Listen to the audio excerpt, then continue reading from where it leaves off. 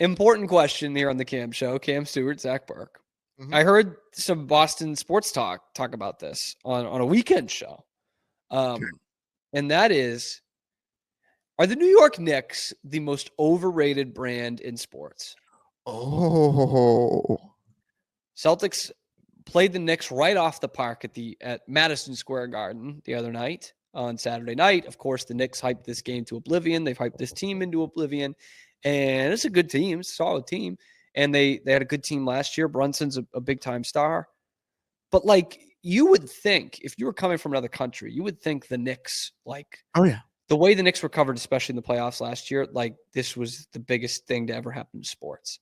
You know, like it was the Yankees in the World Series, except we actually saw the Yankees in the World Series, and the Knicks in the second round got much better coverage. So we get it. New York's a great basketball town. It's $1 billion to get into the game. But, like, is this an overrated brand?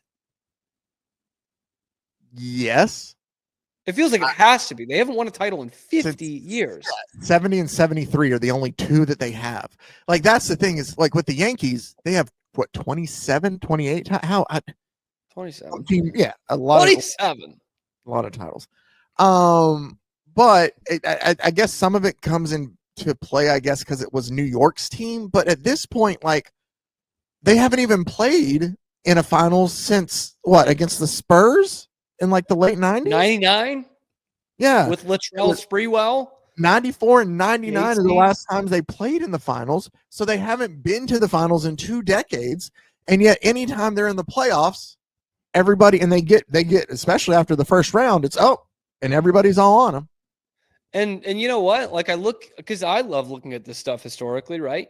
Yeah. The Bucks have just as many titles. That's true. And, you know, it's not seen as this, ironically enough, this basketball mecca, even though their old arena used to be called the Mecca.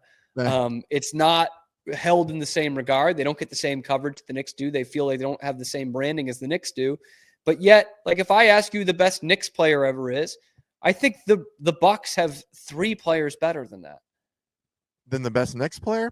So let's say, okay, just to run this real quick, let's just say, it's Ewing, it's Walt Clyde Frazier, it's whoever you want to throw out there. Yeah. The Bucks have Kareem, obviously. So yeah, that's better than anybody. Are you including Giannis? Yes, that's 2. And then the third one, is it a guard? Yes. It's not Ray Allen, is it? No. It's not Sidney Moncrief. Earlier for the Bucks. Think of the drink that you would get at George's. Oh, Oscar Robertson. Yeah. Like, I think and like those Knicks players are really good, like great players, but the Bucks have, I think, 3 better all time than the Knicks do. And yet we see the Knicks as like if you're looking at popularity of the NBA teams, it's some combination of Lakers, Celtics, Knicks. I will argue, though, out of the 30 teams, though, that are there are only 8 teams that have more titles than the Knicks. Like, the Knicks are in, like... That's kind of a lot, though. It is, but, I mean, there's 10 to be held in that regard. There's, like 10, 11 that have more than one title. Yeah. But in that list, the Knicks are the one who have 73 being the last one. All the other teams, even the 76ers won one in 83 for 3. Like... Yeah. Do you think the Heat are a better brand than the Knicks? They have more titles. I mean, better franchise, yeah. The 76ers? Yes. Are they better? That becomes an interesting question. That becomes like the Sixers are still a big brand, but why aren't they as big as the Knicks? They have a very similar history. Yeah. Now the other, and it's also it's a great sports town, Philadelphia, that produces some great basketball players as well, just like New York does. Why are the Knicks considered bigger than the Spurs? The Spurs. That's what I'm wondering. Like, I mean, it would be like I'm trying to think of a good like NFL example of this. I mean, it would be like saying that the Giants are a bigger brand than the 49ers. Yeah, and like that might be true, but we're splitting hairs there. I mean, the 49ers outside of the 80s and early 90s have not been like they've made a couple Super Bowls this decade, but they don't win them. You know, that's to me, that's a better history than than the Giants in the Oh, Super Bowl era. Part of it just feels like, and the oh, same it's thing because with the of Spurs York's- versus the Knicks. Yeah. No, all the other teams ahead of them, I think, are better like franchises. The Celtics are better. The Lakers are a better brand. The Warriors, I think, are a better brand. The Bulls, granted, here lately, the Bulls are another one. Okay, Right. Since Jordan's been gone, where you contain their entire excellence into one era. Yeah, exactly. Like the 49ers. Yeah. But I mean, they have more titles than the Knicks, so I think they're more relevant, at least, and they've been more recent too. And undoubtedly, right now, have more of an impact on the history of basketball. More iconic. Like, great. Your building is awesome. But like, we're talking about the greatest player ever played for this team, and they owned a decade, and they changed how teams built their teams. No doubt, the Bulls have more of an impact on the history. The reason also that their venue is considered so famous isn't because of the Knicks; it's because of everything else that was there. Right. It's because the Rangers play there. It's because we had boxing matches and wrestling events and any basketball. kind of other sporting. Yes, like the Big East play there all the time. And the fact that it's in New York City and it's almost the Garden 100 years is the Mecca, despite the Knicks playing there. Could you imagine? Like, I was thinking about this. Can you look up Spike Lee's net worth? Because no doubt he's super rich, right? No doubt he's super accurate. Yeah, you got to take it with a grain of salt. Like, no doubt he's super rich, but like, what are his projects now? Can he still just afford? Oh, he courtside season tickets for the Knicks. He won 2 primetime Emmys in 2007 for When the Levee Breaks. So that was 20 years ago. 18 years ago. Damn it! When you say it like that, it was in the 2000s. It doesn't seem. Something says that he has a net worth of 50 million, but I don't know about that. This one says there are guys playing in the NBA next year who were born in 2007. Don't tell me that. Damn, that makes me feel old. I'm trying to find. Let's see. Oh, he made a movie for Netflix. Oh, dude, he did Black Klansman in 2018. Okay, all right, yeah, that was a big hit. Yeah.